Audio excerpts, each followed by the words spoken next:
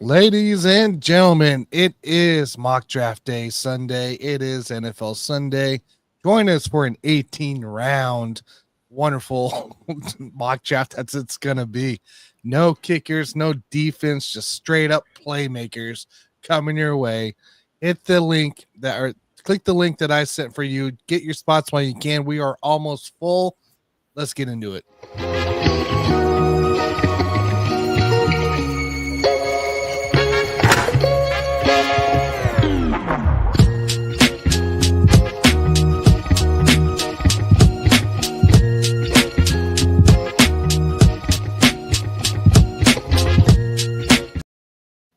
Welcome in to Lock It In Podcast. My name's Tanner Dawson. Join with me, of course, is none other than Scott Cope and Alan Perales. Guys, welcome in. Happy Sunday. Glad to be able to do a mock draft today. I am too. The draft season is kicking up here. I mean, we all got the Warrior Bowl coming. I mean, I've got 4 or 5 charity leagues I'm in right now that are about ready to draft. Just started, so draft season's here. So. Draft season is here. We got about 4 teams left to claim here. Surprisingly enough, they're all in the middle. So what is everybody hooking on with us for? Go away. Go away. I went away from you guys. As soon as you said you were doing off your Warrior Bowl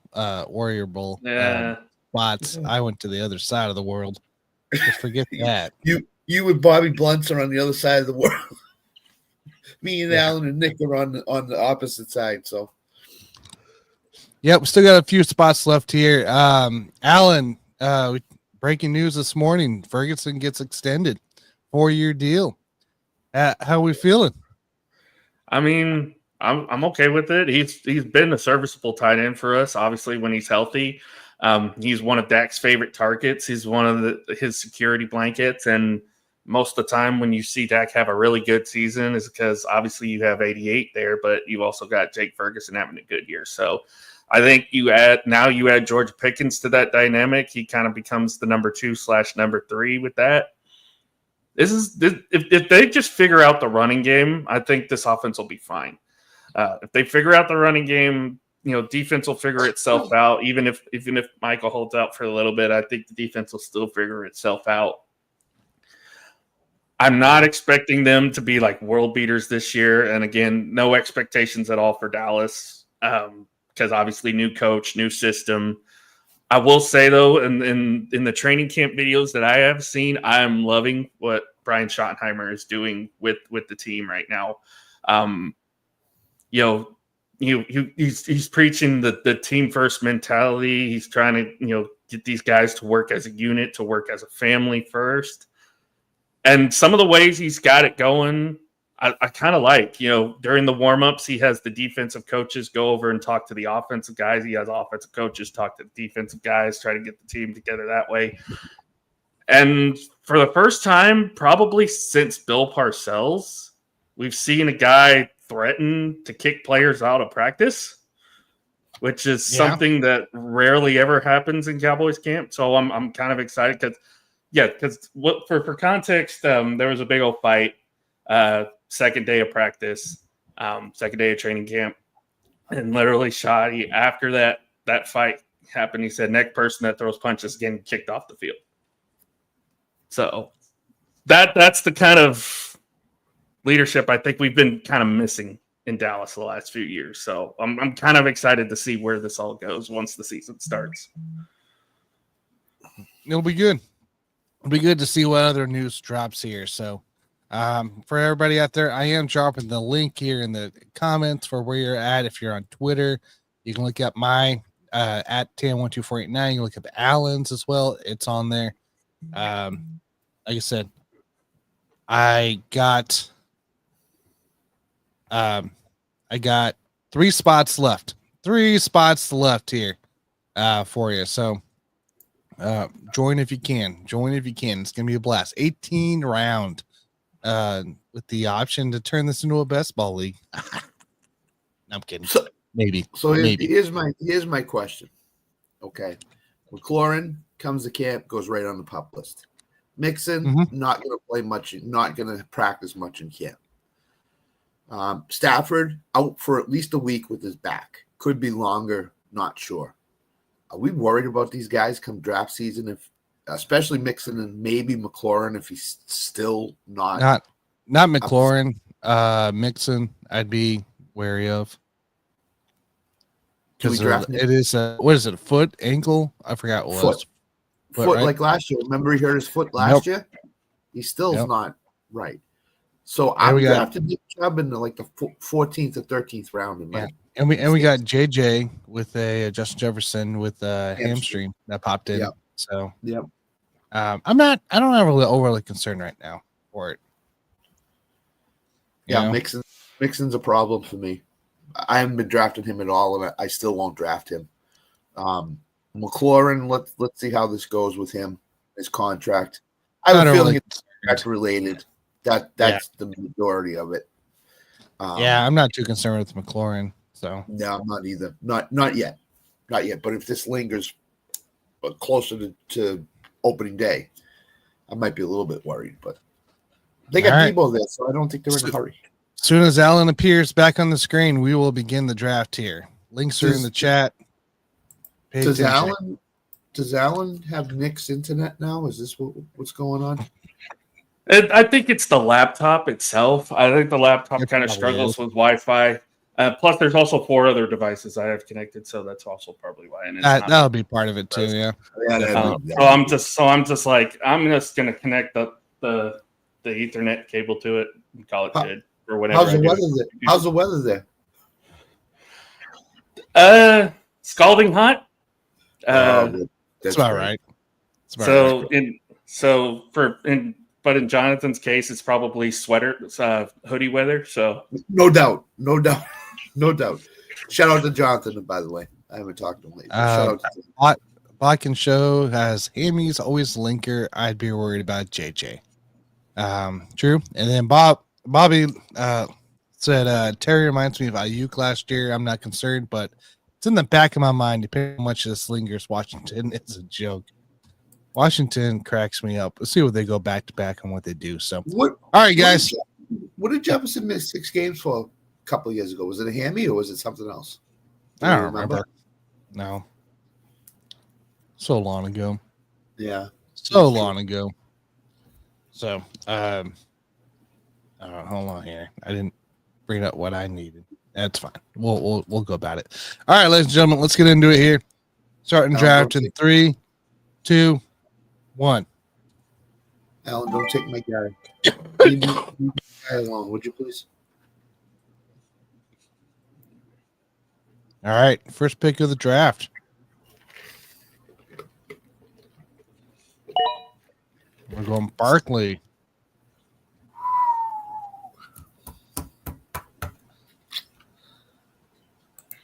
Obviously, I won't do this in Warrior Bowl because it's a 2 quarterback league. But yep, got it.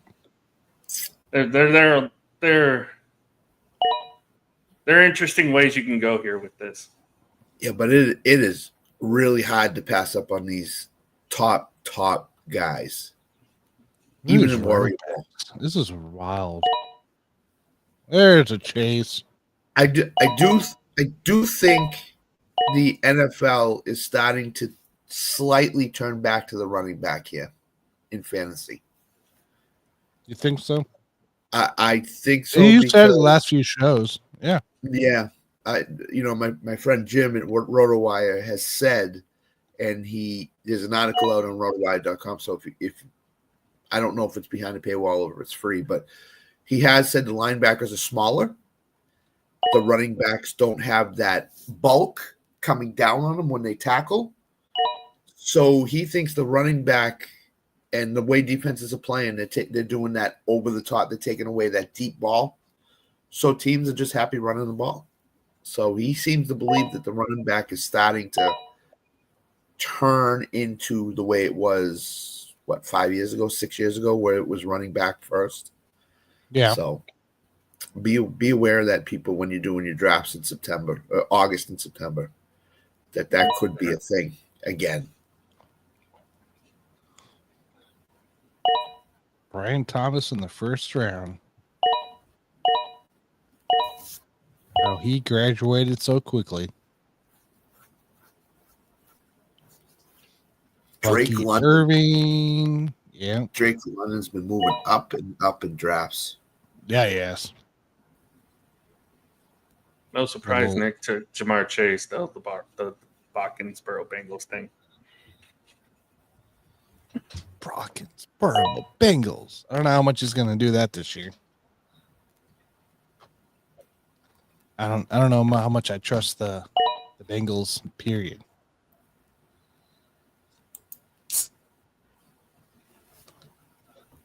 Jonathan Taylor. I don't know. I'm kind of worried on Taylor this year, just because I don't know what that offense is going to be like. Yeah, I am as well.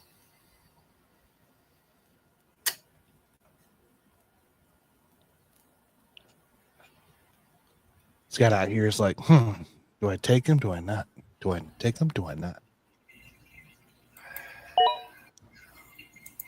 You went T? Yeah, I don't trust Tyreek this year.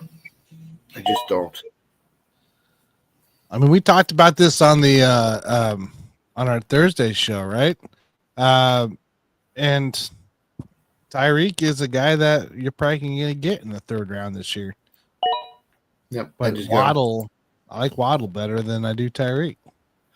I do too, but Tyreek in the third round, I don't think he's done yet. I think he's starting to head that way.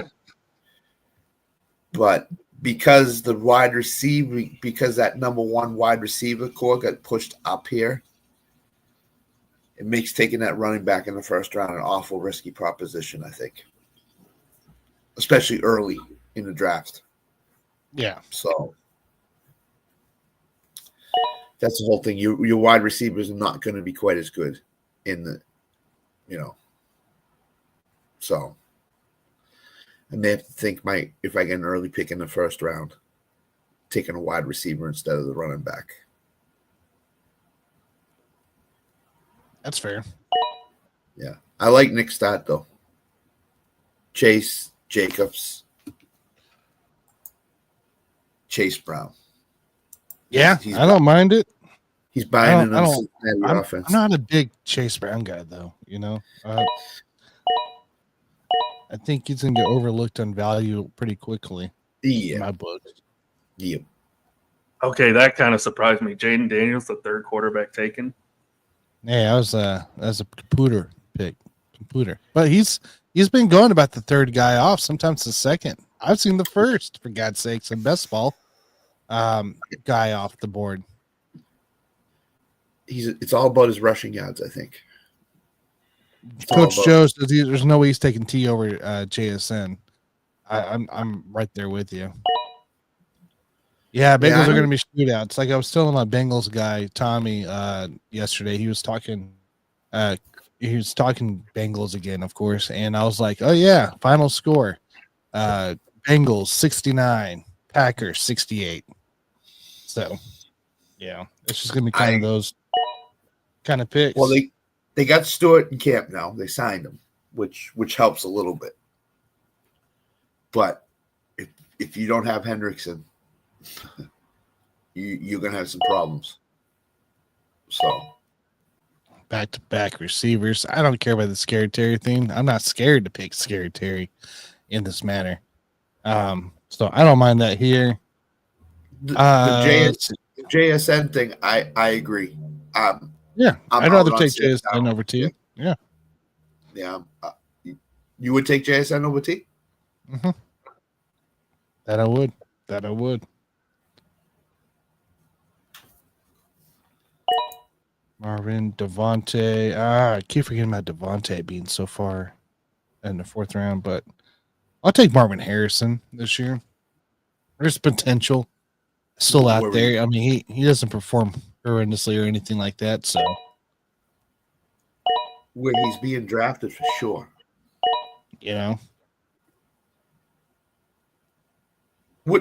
Tanner, what's the thought about Rashee Rice and his suspension? Any ideas? Nah, it don't matter. It don't matter. No, I know he's going to be fine afterwards, but 4 games at most 4 games. Yeah, Really?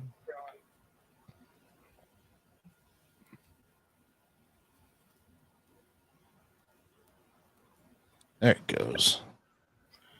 Nick, don't Oh, take him. Joe Burrow going to teammate. Kills a stack for Bodkins here. That's what I was just gonna say. James Cook. So he's had Chase and he loads up on running backs. I like that. Yeah, me and him talked about this. He said it in the last show too. He doesn't mind going running back heavy in the early pot.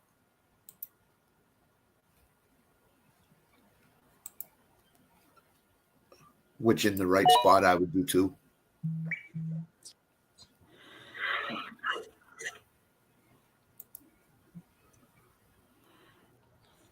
Some Kenneth Walker action. Some pretty balanced. Now we up to Allen. Some DK. 4 games is pure hope. No, it's not. There's no reason why it's more than 4 games. Period, Bob. Period. No, it's not. It's not going to be more than 4 games. No, there's it no could way. actually be closer to 2. It might be 2 or 3. That's what I'm thinking. Yeah, 4 games at max. Yeah. Yeah, the entire NFL, they hope it's 14 games. They do. Yeah. They really do. I'm a betting guy, but I don't like betting on the NFL. Lock in. I don't want to bet on NFL and the way they do their suspensions, because everything I've seen that has come within this range of things, everybody's saying about 4 games max is what the average suspension is, and so I'm like, okay, cool, that works. But the way the NFL is, they might want to prove a case on him, but I just don't see it. I just don't see 4 games, more than 4 games. I don't want to bet on them though. I don't like betting on NFL and the way they decide their stupid punishments. Yeah, Roger Goodell is not a guy I want to bet for or against or anything with him. Yeah, oh, absolutely.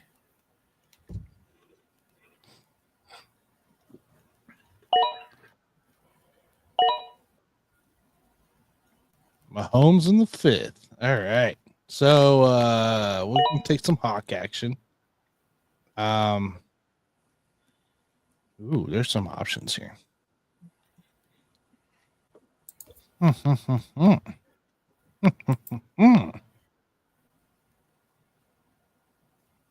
He was definitely injured last year. I could do this and just be done here. Yeah, we're gonna do this here and be done here. Both my tight ends. I'm done. Tight ends finished. Coach Joe in my big buy-in league last year, the winner took Bijan, Achane, Kamara, first 3 picks. So yeah, that's a good 3 right there for them. It's 6 games reduced to 4. Probably. I mean, either way, I don't think he serves more than 4. I mean, he's got 30 days to do the jail, right? And he's already paid off the other stuff, the incident with the people. So like everything's kind of smoothed itself out in a way. It's just depending how much the NFL wants to big league him,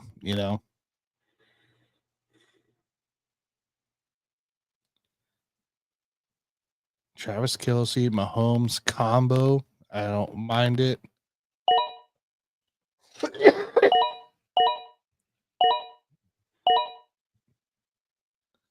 Lave Jameson. See, I was going to go Waddle. I decided to get Laporta while I can and Hawk. Due to their buys, 6 and 8. I like where I sit here. I like Jay so far. Jay has some decent picks. Coach Joe. Heavy on wide receivers there. No stacks with the Hurts there. Bobby. I like Bobby's little team here. A little nice little team. Yak style team. I like that. Kevin. Oh, I like Kevin. I like that Trayvon pick a lot. I think Swift will be something too. Vikings gets Pacheco, Cortland Sutton as a WR2. We got Jerry Judy for WR1 in the 6th round. He can do 30 days. Yeah, exactly. In the next 5 years. So it basically they gave him a slap on the wrist. Is what they did.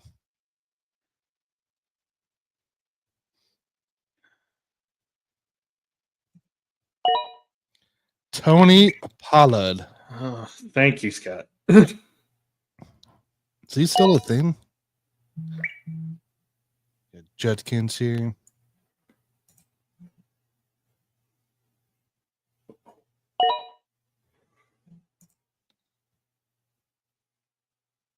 Shakur.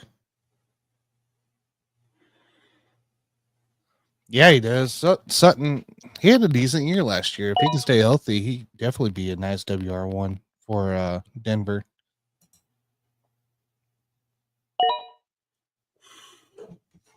What did Sam infiltrate Scott's draft all of a sudden? Pollard and Ridley back-to-back Tennessee Titans.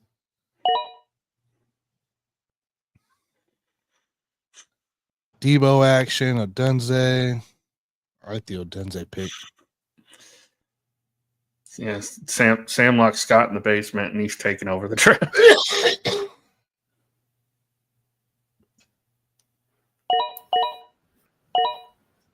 Sam, we get out. Oh, Sam back. picked Sam's for you, basement. man. I was actually there's a Pollard guy and on, Ridley? yeah. Ridley has got no competition right now for targets, basically, except for Chiggy. And Pollard is my third back. He could do much, much worse than that. I know it's two Titans. I know their offense is going to be bad or not great, but what the heck? I mean, I don't want to go Baker Mayfield. I don't. I'm not a Mayfield guy. He was there. Damn, took Brian from me. So there's a gentleman on Twitter, Drew Davenport, who's also his real job is a lawyer. Yep. He is talking. I think the gist that I get is he's looking at 4 games max for Rice. He said it's not great that he pled guilty to 2 felonies, but he said it could be 4 games max for Rice. So we're right on target with that, Tanner, of the 4 max games. I'm pretty sure I saw something about that. Yeah.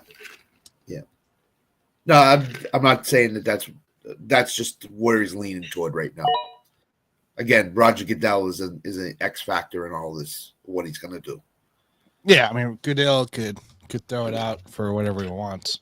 Yeah. So I think Rice, if he gets a 4-game suspension, is probably going to fall 1 round. I can't see him falling any more than that, to be honest with you, if he does it all. So this sounds like I'm not taking that bet. I don't trust the NFL. I wouldn't trust the NBA, and I don't trust the MLB. Their punishments never make sense. Bob, watch Drew Davenport on like Quinshon Judkins. He had something on that. Just go over and look at his Twitter because he's a lawyer. He's a lawyer. That's his real job by day. Coach Joe said he likes Pollard, but Tajay Spears might get a lot. I like Spears this year. I like Spears too later in the draft. So if you're taking Pollard, I would look for Spears probably in the 9th round as the handcuff. And Alan, I would not have taken Judkins because we don't know what's going on with him. It's a tough thing right now to figure out. That's the only reason I didn't take Judkins. I would have taken him there, but I don't want to in the earlier part of my draft be hoping that somebody doesn't get suspended. I do. Was too. I do, Botkins. I do. It was always interesting to hear those takes. Good guy. I liked him a lot. I actually enjoyed talking with him, but yeah.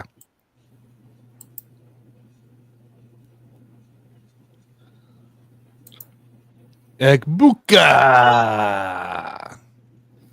Oh, there it is. The Cortland Sutton connection, baby. There's a stack. Nick was looking for a stack. No, he doesn't look for stacks. He said, No, I know that, but it popped up to him.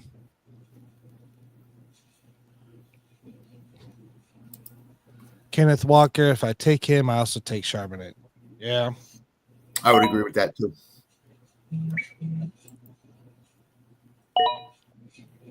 Scatterboo.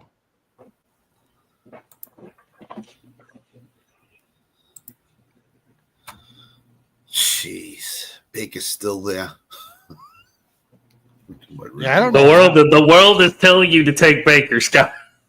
All right. I'm in. I'll do it. In Money the maker. ninth round, Baker, that's pretty good value.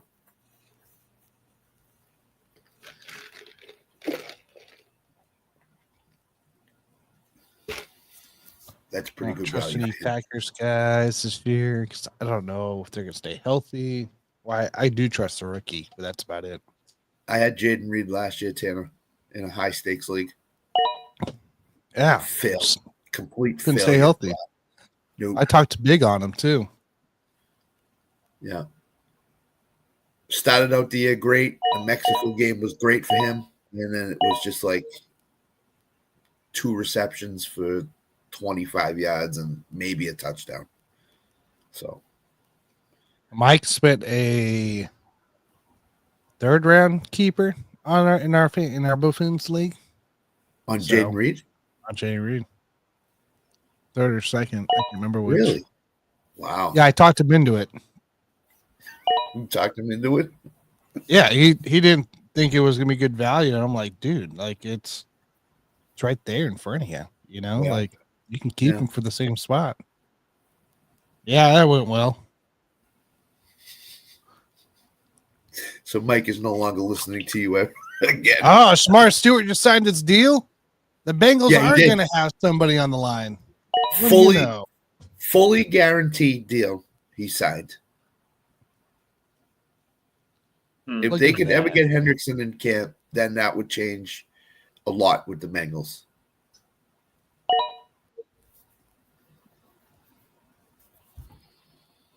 I'm making sure I don't miss anybody that's going to get taken while I'm sitting here. Then the Bengals can trade for Micah Parsons. Right? You better be giving me Jamar Chase for that, if that's the case. How about T. Higgins? Would you take him? I'll take both. Just one. You only get one. We get one. No deal then. Sorry. Higgins and a 2035 first-round draft pick for Micah Parsons. Be T. Higgins in your entire 2026 draft class.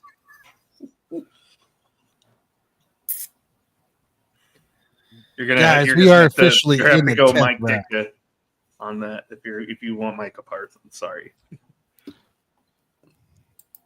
Lord mercy. They could have We're- paid Parsons with their food stamps. That's hilarious. Bengals wouldn't pay anybody anyways outside of their begging receivers. Team 6 is a little shaky here. I'm just looking at these teams. I don't know, but I found these results on search. There's Yeah. my Google. Look at Jefferson. He's hurt. Mixon. He's hurt. Connor's gonna get injured probably. I don't know about that. Connor was good last year.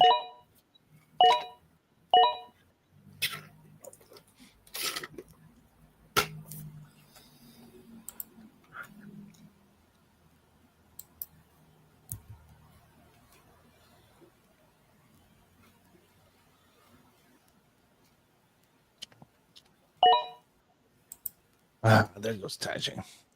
Thanks, Kevin. I appreciate it.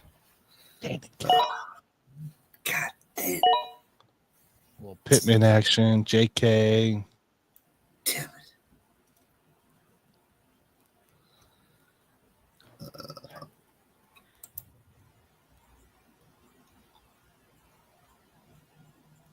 Both my handcuffs are gone. Jeez.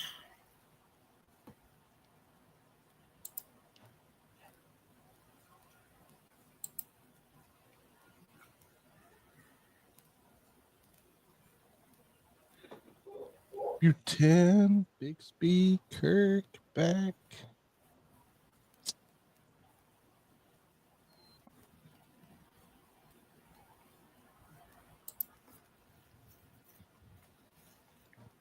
Okay, Alan. Just for you, buddy. God damn it. Sorry. You just signed a new contract. I figured Dak's gonna throw to him a lot early in the season. Might as well grab Kincaid for the stack.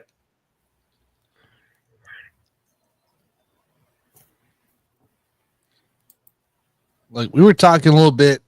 We talked on Thursday on the Bakken Show channel, YouTube channel, but we're talking a little bit before the show as well about Buffalo and the receivers still, and where they kind of relate from last year. And right now, Keon Coleman. Right, I'm not crazy, right? Is on the board here, and like we're talking the 11th round right now, having possibly the WR2 or 3 for the Buffalo Bills here. So in the 11th round, I think right now the Bills have a little bit better depth this year going into the year than they do, or than they did last year, right? With the unknown on a lot of guys. Plus, I think you saw toward the tail end of last year, before he got hurt, he had a wrist injury, that he was starting to gain traction in that offense. Josh Allen was starting to look for him. Yep. And if that's the case and he's the slot guy, he could have a huge, huge year. I'm not saying like 1,200 yards, but maybe 950 and 6 touchdowns or something like that. I mean, still got Shakir there. Josh Palmer's an unknown. He's the Matt Collins replacement, obviously. So we don't know what we're getting from him. But I think Keon Coleman could be a guy that slides under the radar in these type of rounds that you can get. And I think you start him most weeks. I think he's going to produce. So, yep. Let me pop in Keon Coleman here. He's about close to a WR4, right? I just took him on my team. He's a WR4. He's a WR5 on my team, which is WR5, which is right where it should be, right? Great. Yeah, but where he should be. Yeah, you're looking here in 16 games last year. He averaged about just over 7 points per game. He had. Sorry, let me do my picks and I'll read it out to you. But keep in mind, last year he was a rookie, and rookies generally don't start taking off until week 6, week 7. So, I mean, he probably was. He's probably going to be the number 2 receiver for the Bills. I think Shakir is going to be the number 1. Obviously, he has a great connection with Allen. Shakir catches everything. But I think Keon Coleman as the number 2 wide receiver in Buffalo on a great offense, that's not a bad spot. To get him as my wide receiver 5, I think that's great. So, yeah, I mean, based off, he's still locked in there as kind of one of the guys for sure. There's nobody that's really going to overtake him as WR1 outside of Shakir. But he did have 4 targets a game, 2 catches per game, 36.69 yards per game from scrimmage. And he had 4 total touchdowns. So you can only improve from, I believe, upon there, especially in the Bills offense like this. And I was hoping we could see what he did the last 4 weeks or 5 weeks it was, because I'm pretty sure he was up there, and that's why they got the numbers he did. But Vegas projections, too, has him at 749 receiving yards, which would be way up from his 578 in 16 games last year. So, yeah, I don't mind a little Keon action. And to Bob's comment, I don't know where he gets his ADP from, but the place you want to look at is NFFC ADP. That's high stakes leagues. Or Basement Brood is good on this too, but that's where I look at it. Yeah, but the place that I look, because I'm in so many high stakes leagues, is I'll go not only to Basement Brood, but I'll also go to the NFFC and look to see where he's starting to go and if he's rising or if he's falling. And you can put a date range into it with NFFC, and you can get where he's being drafted in the last like 2 weeks. So that's the place that I look at. Yeah, I don't mind it. Hey, go pick Nick Chubb. Scott, go pick Nick Chubb right now. He's gone, isn't he? Yeah, he's gone. Somebody took him. Yeah, who took him? Bastards. Bastard. God damn it. Damn. Can't believe he took him. Can't believe that guy took him. Take your rookie wide receiver. Oh, Jay did out of spite. Jay did out of spite. Jay. What? No, I took him. I took Chubb. No, Dak. Yeah. Oh, Jay took Dak out of spite. Just to get him. Just to keep me from getting him. So let me ask you guys this here from a strategy here. Yeah, it's true, Bockins. That's in the end of the day. You never know until they play. Let me ask you this. How much are you guys actually looking at the bye weeks per se while you draft? Or when do you start looking at the bye weeks per se when you draft? Especially in a 15, 18, 20 round draft. I'm not right now, but if as I get close to the season, I start looking at it a little bit, especially in my high stakes leagues, because you can't give away a week in those at all. Yeah. So, my top 2 wide receivers, I don't want the same bye week, but I mean, if his value, like if Tyreek slips to the 3rd round, I mean, and I got like Drake London and say, I'm just using this as an example. I'm not saying they have the same bye week. Yeah. If they have the same bye week, I'm okay with that because I can recover a little bit in the mid rounds with that and get some good wide receivers. But as I get further and further down the board, closer to the season, I don't want to be drafting 3 guys with the same bye week that I'm going to count on week after week. I guess I should resurface my question here. From a redraft league, right, where you start the lineups, you do the free agency and all that. I'm right there with Coach Joe and Bockins and you guys. Like, I'm not paying attention no bye week, right? I think from a best ball standpoint, where you can't make those moves and you're not touching your lineup, that's where maybe after the 10th round, I'm starting to look for, all right, can't quite duplicate what I want here, right? And can't go best available because they might have the same bye week. So from a best ball standpoint, bye weeks are definitely more important in this matter, especially this high stake leagues like you talked about. Yeah. From a redraft standpoint, I don't care. Like my fantasy league, I draft everybody. Yeah. I don't ever look at it. With the way I draft, I'm very confident in myself that I can work around that as the draft goes on. Mm-hmm. Because what I do is when I write down my picks, I write down the bye week too. And if I look and I see that I have 2 running backs with week 8 bye, who are my starting running backs, then I'm going to pivot and pick some guys in the middle rounds, like a Brian Robinson, like somebody else that can fill in for 1 week. And because I've been known in recent years to throw away a week because the talent and the value is just too good to pass up. I've been known. I've been known like in week 9 to just throw that week away and say, okay, I'm going to lose that week. I know I'm going to lose that week. So let me, I'm not going to put those guys in. I'm going to find replacements, but it's hard. It's hard. You don't want to ever throw away a week, but if value dictates that you have to, then you have to. Bob said it best, right? Best players on the board. I never take a look at bye weeks, redraft dynasty, or best ball. So yeah. And I know because Bob's been drafting since the day after the Super Bowl is because he said last week. I think us 3 at least for sure have in that matter have had started putting drafts in, a few. I took me a few days after, of course, with the loss there, but yeah, I mean, drafting early and kind of seeing that. Yeah, I don't know. I just think there's some strategy where you gotta look at bye week at times, but it's I not also think it's not a forefront in my mind by any means.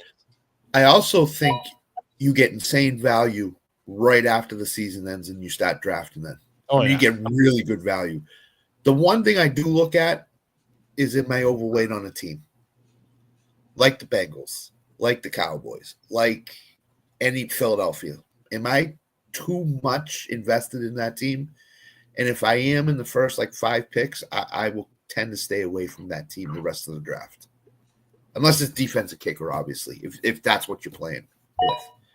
But if I go Saquon and AJ Brown, I might go Jalen Hurts, but after that, I'm staying away from the Eagles the rest of the draft. I've got 3 guys. Yeah. I'll just stay away from them. So that I'm more looking at that than I am bye weeks in redraft.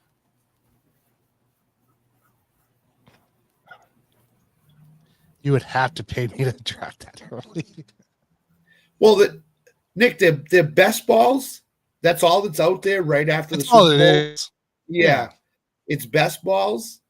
So for me, my philosophy where I'm in high stakes and the other redrafts is draft a team early, draft another team about a month later, and then really get into it around late June, early July, and just start pumping drafts, redrafts, and everything else. So that's how I find out what the trends are and what people are thinking and where the picks go. So that's why I draft that early, is I just want to see trends and what's going on. I'm up. My bad. I'm not getting the ding like I usually do, so my bad. All right. Well, and I don't know if Bob agrees with that, but that's something that I do. I look at trends very early. Because a lot of people do draft best balls right after the season to see what's going on. Mm-hmm. And then, like I said, in high stakes, I'm trying to get into cheap drafts, not like $200, $300, like $10 drafts, just to see what high stakes players are thinking.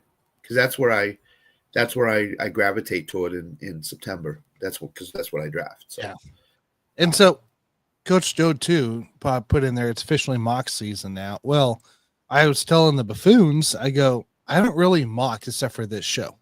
And that's just so we don't have to spend out and try to get the same room at the same time, right? And it's easier this way to do what we do on the show.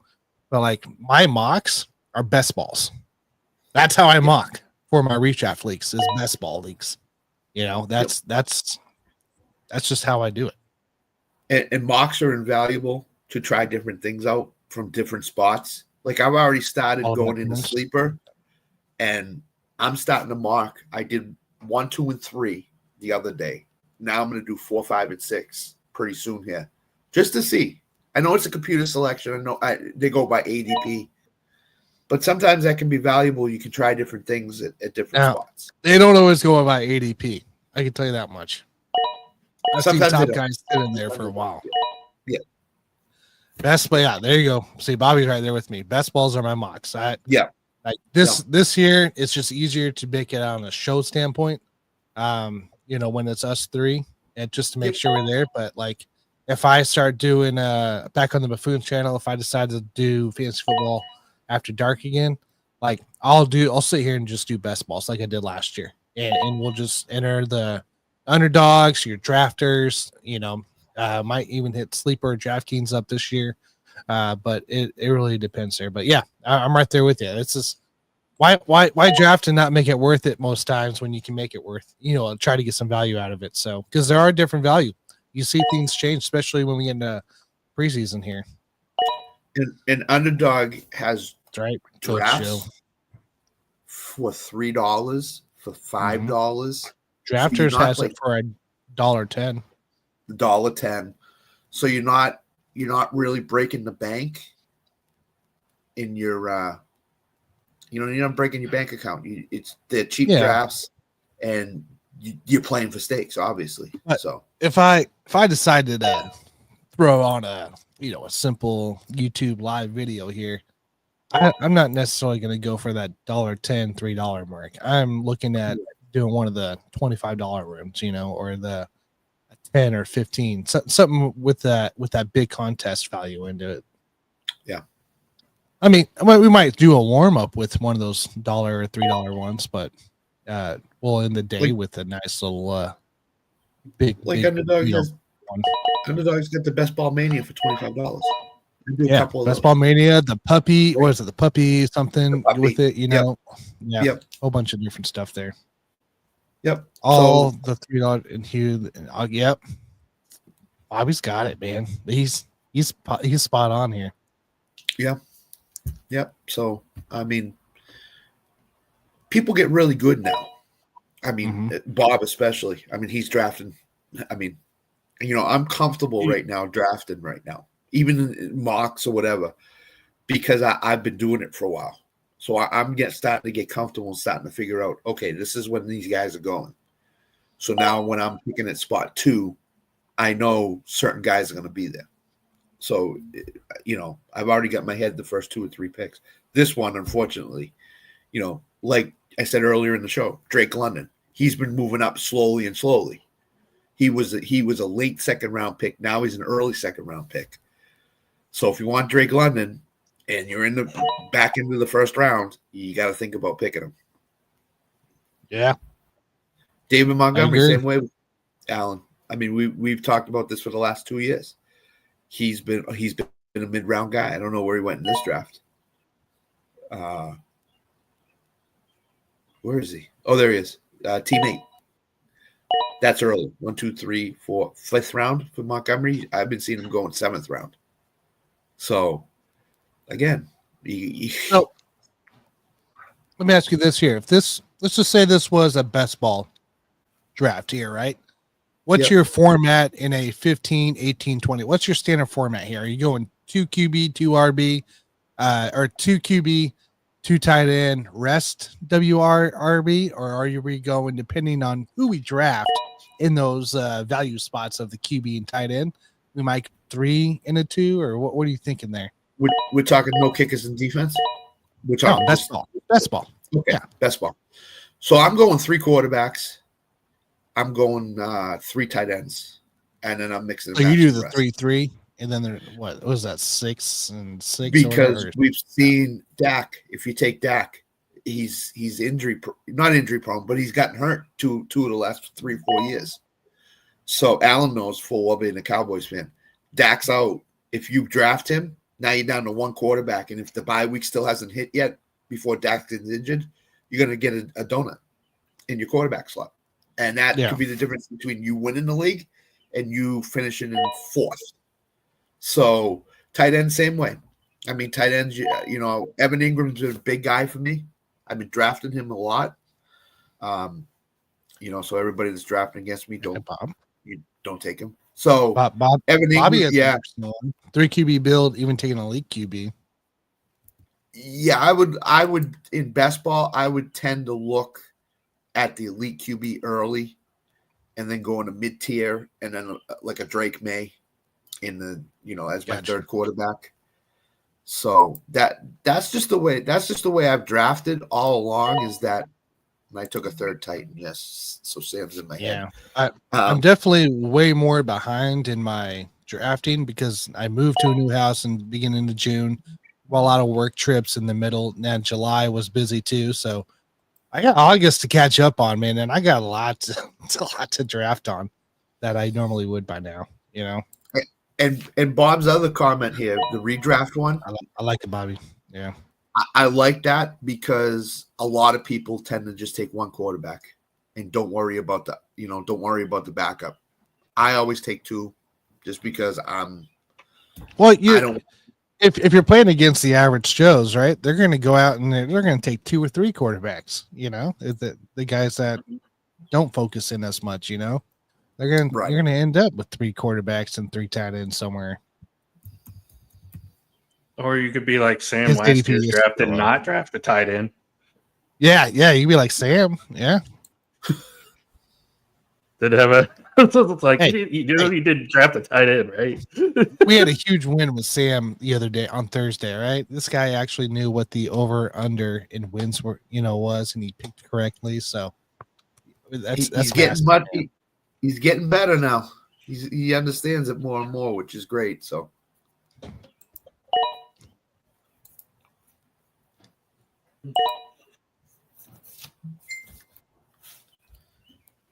So Allen with Mr. Irrelevant.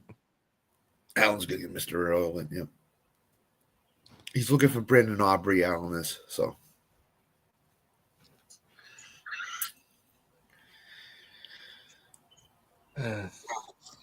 But yeah, Bob. Which I'm surprised that, and I saw this yesterday. They have Aubrey ranked as the third best kicker in the league right now. I'm like, it's either him or Bates. It's either Aubrey or Bates. One of those two. I get the feeling, and correct me if I'm wrong, that Brian Schottenheimer might be a gambling type of coach and go for a lot of fourth downs. Where Mike McCarthy said, I got this weapon in Brandon Aubrey. I'm just going to kick it from wherever. So I wonder if Aubrey's going to lose some chances because Schottenheimer is going to say, screw it, we're going for it on fourth down. I trust my offense. They're going to get it. Because I think, like I was saying earlier, there's no expectation in Dallas this year. A lot of people have already said, oh, they're going to be 7-10. They're going to be 8-9, whatever. They're not going to be a playoff team. No expectations. Obviously, new coach, new staff, new everything. They're going to take some gambles this year. They're going to take some gambles. I said that Thursday night that they're going to be 7-10, but if they sign Micah here in the next week and a half, which I think they're going to, I can see them winning 9 games this year. I can see them going 9-8, 10-7, which could get them into the 7th seed. Who's the best kicker right now? Right, Alan? Jesse Bates. The Lions kicker. See, I think the Lions have taken a step back this year. I don't think they're going to be as good offensively as they were. That'd be why they're ranked 1. Yeah, that's why I'm not. I don't even know. I can't remember who number 2 was, but I was just like, what? Why is Aubrey 3rd? Because he's like almost automatic from 50. Well, kickers tend to never repeat what they did the year before.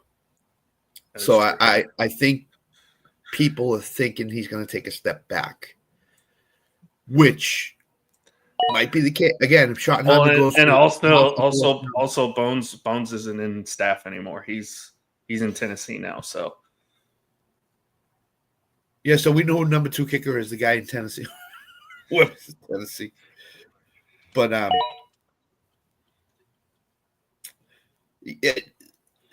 Joe, I agree that Aubrey's probably going to be my number 1 kicker. I'm probably going to take him in a lot of high stakes leagues. But you got to reach for an 11th round and 12th round pick with him in high stakes. So according to Fantasy Pros for kickers, their top kicker, it's Aubrey, Bates, Dicker the kicker, Will Lutz, McLaughlin, and Bucker, and Fairborn as well. McPherson and Bass ran out the top 10. So Butker always is in the top 3 or 4. If I don't get Aubrey, I'm leaning toward Butker as my second kicker. Yeah. So if but again, you know, in my world of high stakes, you got to take him Aubrey in the 11th or 12th round, and sometimes I'm just not willing to do that because you can get your quarterback in the 12th round and Dak. You can get Egbuka might not go up to the 7th or 6th round, but he might. So you can get guys like that. Kicker is a wasted pick in the 12th round. It's just a wasted pick in the 12th round. Oh yeah, I don't defense. My Buffoons League's IDPs. You know, I'm not drafting none of the guys till the end. No. Sometimes I don't even draft them, and then I just cut guys later. You know, or make them IL or IR. Yeah, you or can do whatever that. it needs to be, you know, you can get a solid kicker without having to draft one. Oh yeah, you can. It's a kicker, for God's sakes. It just depends on, do you want to gamble and take a kicker in a draft where, you know, kicker's probably not as valuable, or were you willing to, you know, wait until you start reshuffling your roster? That's I'm willing to take the Patriots kicker. I'm willing to I don't care if your offense is good or not. they stall and the kicker gets a chance from a 50-yard range to kick a field goal. If he kicks 150-yard field goal, it's 5 points. You're gonna end up with like 8 points. That's all you want from your kicker. Well, why do I want 17 from my kicker? Would be nice, but Rely on 17 from your kicker. yeah, rely on 17. Forget that. That's just a good diff. So Yeah. So Quick question: How you guys feel about content? How you guys feel about content right now? Because you would. Swear to God.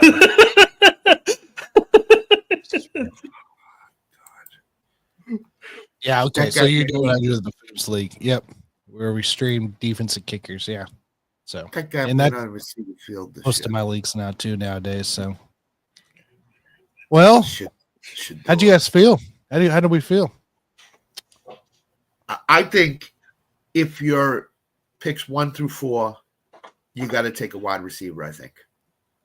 Because the wide receivers in the third round, second and third round now become questionable. I think the later. I don't know. I mean, look what Bodkins ended up with at 4, though. I mean, he ended up with Reed, Odunze, Sutton, and Pittman there. I don't mind those 4. No, I don't either. His receivers. I don't need. He set his draft up with Chase, so now he doesn't have to take a wide receiver for 2 or 3 rounds, and he can hammer the running back spot, which he did. I mean, he's got 3 good running backs there. I mean, if he didn't draft Jordan Love, he'd be competing, for the title. Well, he's got Bo Nix too, so I'm just giving him shit. No, I like how it's set up there. I know. I think it's not bad. I mean, let's look at Bobby's team here too, because I'm always curious because he went Thomas in the first round with there. And the other thing I think, Tanner, is balance is really important in drafts this year. Is you got to balance yourself out. You can't just go heavy wide receiver or heavy running back. You got to kind of balance it as much as you can. That's why I'm not taking a quarterback until where I took Baker is something that I'm going to subscribe to this year. The Lamar and Josh Allen, great. They're going to get 28, 32 points. Burrow, same thing. Yeah. But Bobby went one quarterback, one tight end on his round. Here. Right, and he didn't go.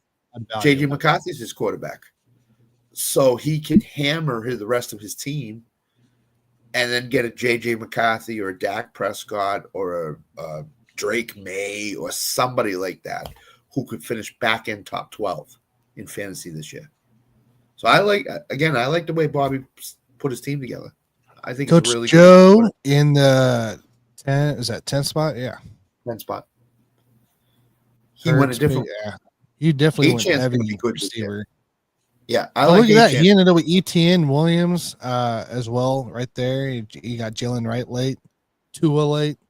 I don't hate it. I don't hate it either. Dylan Sampson could be the number 2 running back in Cleveland this year to start. I wanted May.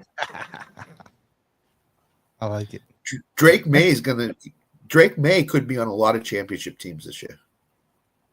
So wait, he could. Yeah. Jay didn't have a bad one either. Stacks with Mahomes and Kelsey. I don't like. And you got Brown too with it. I mean, there could be a stack. I mean, could be a decent stack there possibly. The only thing with Jay's draft is the 2 rookie running backs in the first 3 rounds. Oh yeah. He could have gone a Breece Hall. He could have gone a Kamara. He could have gone a Kenneth Walker. He could have gone somebody like that as his number 2. And then probably got Marion Hampton where he got Devontae. So, yeah. But Jay's setup is good. I like it. 12 spot. I don't know if I like it. I don't know if I like it at all. But it is what it is. That's why we mock. That's why we best ball. That's why we do all the stuff we do. So. All right, guys. Calling it. Appreciate everybody joining. Next week I won't be able to do a Sunday mock next week here, going to camp on Sunday now instead of Saturday. Do some things. So but stay tuned. We'll we'll be dropping some content here in fantasy football. So just stay tuned, hit that bell, subscribe. We'll be back. So, all right, ladies and gentlemen, let's get the hell out of here and eat some lunch. We'll see you guys. Go Tigers.